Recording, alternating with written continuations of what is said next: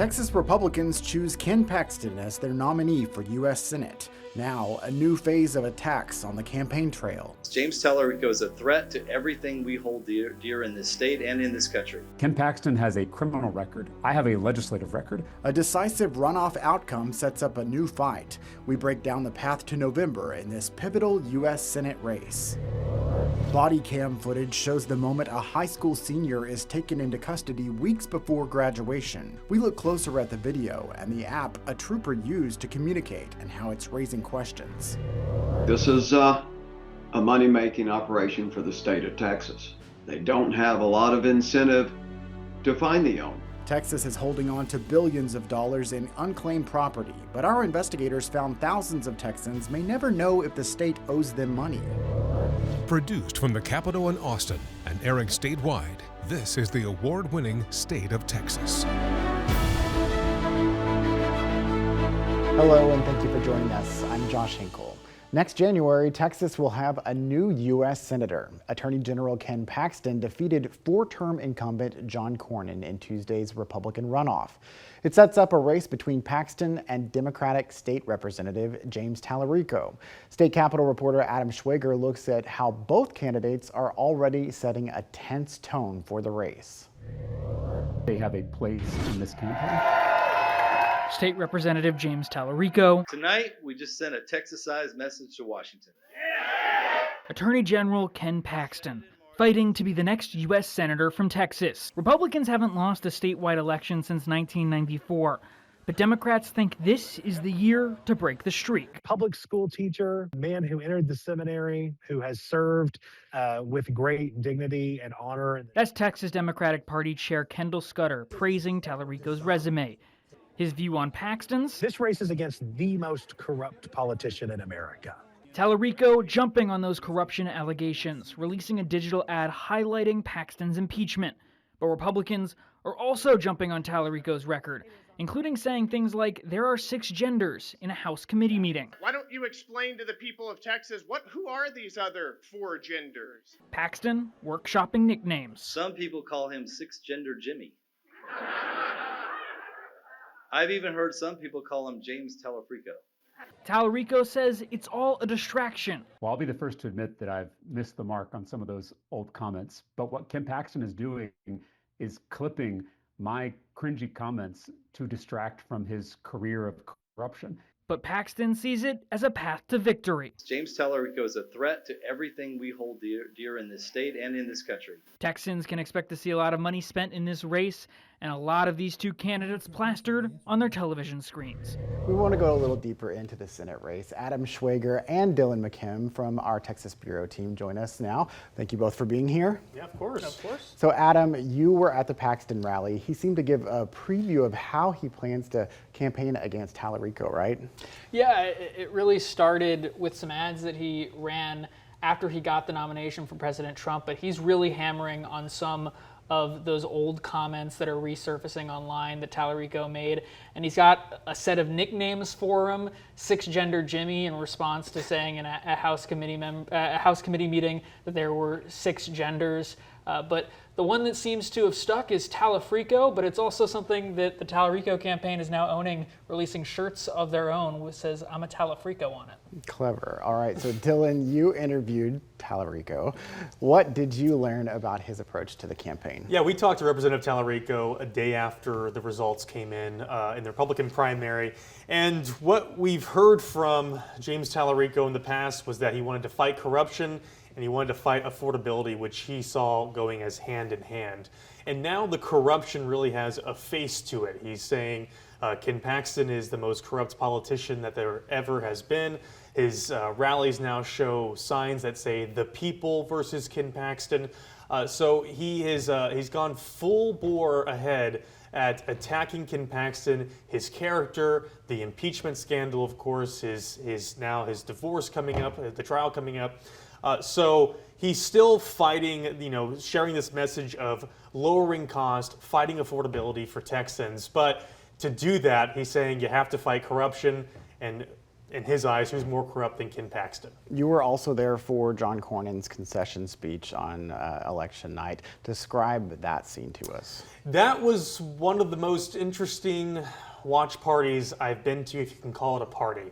I mean, you saw the images from Ken Paxton's. You had food, you had people talking around, dancing, music. There was none of that at John Cornyn's watch party. It was a room full of journalists. It really was more of just a press conference that we were waiting for John Cornyn to show up and talk to us. And even the little sign said, the election night, John Cornyn election night celebration. It turned into a celebration of life for his political career. And he came in with his wife and their 2 daughters. And in his concession speech, he was a little emotional. He reflected on the 42 years of service in Texas politics. He thanked everyone who had ever supported him, anyone who had ever voted for him. But notably, who he did not mention at all was Ken Paxton. He didn't congratulate Ken Paxton. And when he talked about November, he merely said, I will be supporting the Republican ticket. Some reporters tried to push Senator Cornyn on, are you going to support Ken Paxton? He said he had more to say in the future. So kind of ambiguous on where he stands with his former opponent. Yeah, so back to Paxton. The Republican runoff featured some fierce and divisive attacks, if you haven't noticed. Are you seeing Republicans rallying around him now that he is the nominee?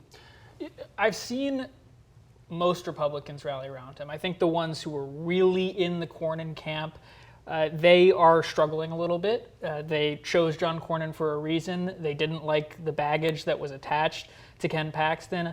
But even those people I talk to, they're talking about abstaining. They're not talking about throwing their weight behind James Talarico, voting straight ticket Republican, but maybe leaving the Senate race blank. I mean, that's kind of half a vote for James Talarico, so that could be a good sign for him. But I am seeing a lot of Republicans coalesce around the candidacy. And, you know, it's something that's going to be baked in, all right? James Talarico, he'll have some fresh material to work with, but most of it was laid out on the table in this primary, and the voters, the Republican voters, chose him anyway. Yeah, I would say the Republican Party is the toe-the-line party. You hear them all say, you can have attacks in the primary, they all come behind the one candidate, and they unify as their main enemy. A common enemy is, of course, whoever the Democratic opponent is. I mean, you think of like Representative Jeff Leach, sort of launched an attack at Ken Paxton in the week before the election about how the Attorney General's office handled a child molestation case up in Waco. And then post results said, I'll be supporting the Republican ticket, sort of the same verbiage as John Cornyn, not mentioning Paxton by name, but also not saying they're not going to vote against him, but that they're going to support the Republican ticket because anything's better than a Democrat in office, at least in the eyes of Republicans. All right, runoff is over. Now we can focus on the general election. This is going to be a fun one to watch. Getting close. Gotta be fun. Thank you both. A student's arrest, a trooper's communication, now new scrutiny, what the video shows and why it's raising questions and concern. As more driverless vehicles hit the road, Texas is stepping up enforcement, what the new oversight means for safety. Unclaimed property in Texas. We investigate why some Texans can't search millions of dollars in assets to find the money that belongs to them.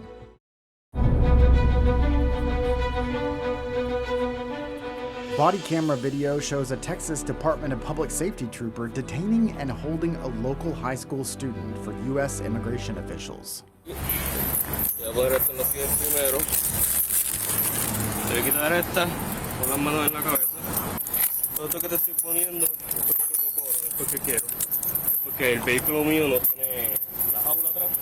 For weeks, we've been following the story of Austin ISD senior Luis Fernando Cabrera. A judge last week ordered his release from ICE detention just days before his high school graduation. Now we're learning more about the methods the DPS trooper used during the traffic stop that led to immigration detention. As investigative reporter Kelly Wiley explains, it's raising concerns about public record keeping and transparency. Good morning, Howard Patrol. Reason why you stopped, your registration's expired. Body camera footage showing the arrest of Austin ISD student Luis Fernando Cabrera shows the DPS trooper involved using a private encrypted messaging app called Signal to communicate with what appears to be ICE officials during the traffic stop in early May. The app allows users to set a timer to automatically delete messages as soon as 30 seconds after they're seen. Do you have a government-issued ID? My school ID. Your school ID? Yeah. Video shows the trooper first tells the teen he's going to issue him a ticket for driving without a license. All right. Where are you from? Mexico. What's that? Mexico. Mexico. Okay. Okay, be right back with that citation. Okay, that ticket. When the trooper got back into his vehicle, the video then shows he opened up the Signal app, sent a photo of Cabrera's ID, and later received a message that said detained. The trooper sent his location and moments later arrests Cabrera. So I talked to ICE and they said that you're going to be under arrest for immigration violation, okay? So turn around, put your hands behind your back for me, okay? Yeah, here in just a few minutes, but you can call. So I be deported? I don't know. You're just being detained for now, but ICE is going to come and pick you up. 10 minutes later, an ICE agent with an enforcement and removal vest arrives to detain the teen. Okay. Estudio. Trabajo. Me voy a graduar de aquí de la Ranger. Ahorita, el siguiente mes. In response to our questions about the trooper's use of Signal, DPS officials said its personnel use a variety of methods to communicate with local, state, and federal law enforcement partners, including text, email, and phone. The agency has not yet told us whether the messages seen on camera have been deleted. It completely undermines those record retention laws to allow automatically government records to be deleted. Austin attorney Bill Alshire was part of the legislative team that helped craft what's now known as the Texas Public Information Act, a law that allows citizens the ability to demand access to government records. I think that the legislature should make it a criminal offense for any government official to use Signal for official business. Solo hagamos favor de poder hacer llamada a mi hermana ahorita para que no esté preocupada por mí, porque ella me está esperando en mi casa. Investigator Kelly Wiley joins us now. Kelly, you've reported before the trooper conducting this stop was able to enforce immigration laws through a growing partnership with ICE, right? That's correct. According to DPS officials, the trooper is a federally certified delegated immigration officer under what's known as 287G. Texas peace officers operating under 287G are trained by ICE, and they have the authority to perform federal immigration enforcement duties. There are 3 models in the program. 2 of them, called jail enforcement and warrant service officer, are largely limited to use within jails. The 3rd model, known as task force, allows officers to engage in immigration enforcement in the field during their routine duties, including traffic stops and arrests. DPS's Highway Patrol and Criminal Investigations Division both signed task force agreements last year. At the state level, the Office of Attorney General and Texas National Guard also have those agreements. And the number of 287G agreements across the country has skyrocketed since the start of the second Trump administration, something our team has been investigating for months. There are now nearly 1,900 active agreements nationwide, according to ICE data. The number in Texas also continuing to rise. As of this week, Texas has 395 agreements, the most in the country, and 202 of those, Josh, our task force. What has ICE and DPS said to us so far? We sent both agencies several questions after watching this video. ICE so far has not responded to us. DPS, we sent them a screenshot of what we were looking at. Of course, we got the video actually from a public records request to them. They told us in response that their troopers use several ways of communicating: text, email, phone. They didn't directly address Signal, so we're still hoping to get more of these questions answered around exactly how Signal was used in this instance, but also whether or not these messages were actually deleted.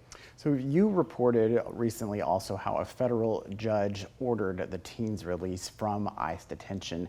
Now, what happens in his case? Well, the judge granted his habeas corpus petition last week, and he was released the same day that order came down. He told our reporter, Esme Zamora, over the weekend that he was excited to graduate, happy to have the opportunity to take his exam while he was in detention. His senior class is set to graduate on Tuesday. All right, Investigator Kelly Wiley, thank you for following this story for us. Thank you for having me. You can get a look at the background of this case, along with a lot of issues surrounding immigration in our Undocumented series. Just look for this link in this week's State of Texas story on our website. Money that could belong to you, but you may not be able to find it. Our investigation examines the state's unclaimed funds system and why it's not fully searchable. Autonomous vehicles are already on some Texas roads, but now there's new oversight. We explain what the law changes and what it doesn't.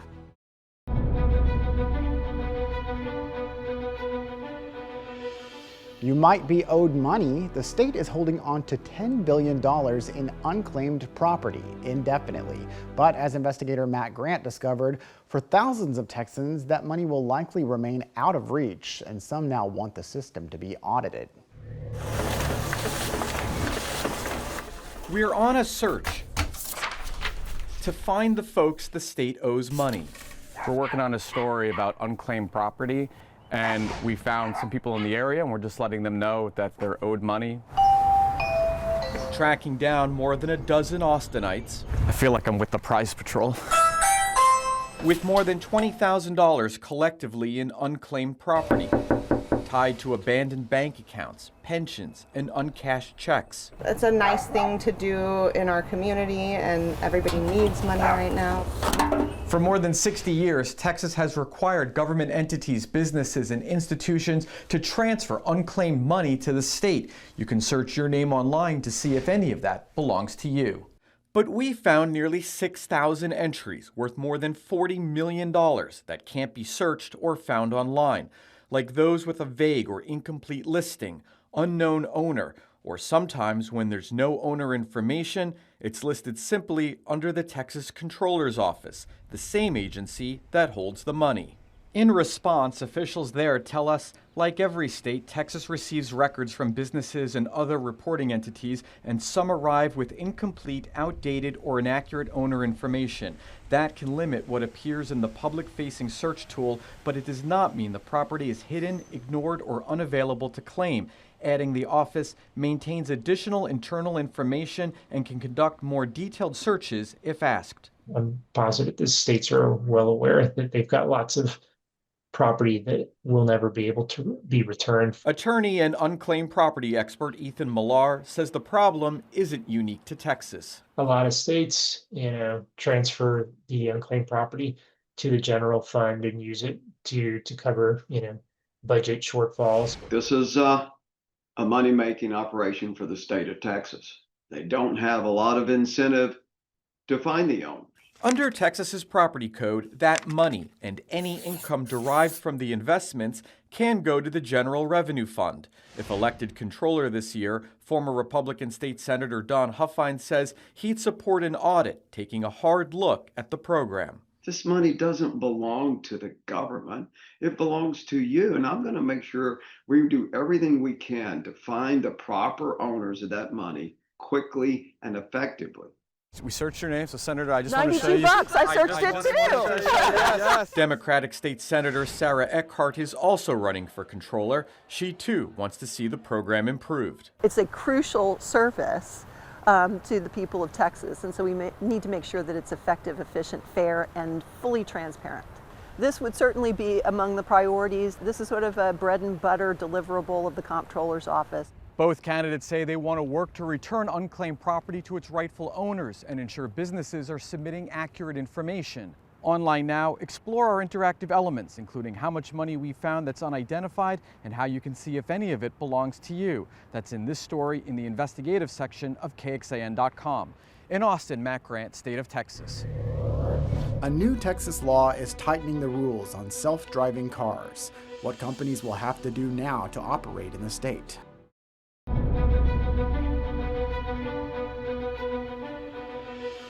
There are new rules for autonomous vehicle companies that want to operate on Texas roads. A new state law is now being enforced. It requires any company that runs self-driving cars commercially to be authorized by the state.